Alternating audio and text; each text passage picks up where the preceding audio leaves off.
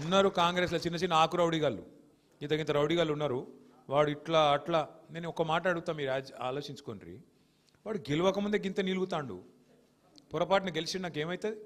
ఇడ్లీ బండిలు, కూరగాయల మార్కెట్లు, ఇస్త్రీ షాపులు, సెలూన్లు వదులుతాడా దేనన్నా? అందరు ఆగం చేయడు. మరి గసంటోళ్ళలో కోట్లు ఎత్తామా? ఆగం అవుతామా? కాకుర్రి. నేను గదే చెప్తున్నాయి. 10 ఏళ్ళు సుకూన్గున్నాం, ఇప్పుడు ఆగం కావద్దు. రెండోది, మీరు కూకట్పల్లి ఎమ్మెల్యే సాబ్తో కూడా నేను మాట్లాడతా.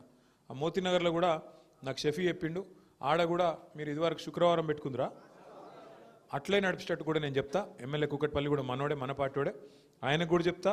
జూబ్లీ హిల్స్ ఎమ్మెల్యే కూడా మళ్ళీ మన పార్టీ గెలుస్తుంది, ఎవడు కూడా ఆపలేడు. మళ్ళీ చెప్తున్నా నేను, వాడు ఒక్కటే నమ్ముకున్నాడు. ఇప్పుడు బెదిరిస్తాడట. ఏమని?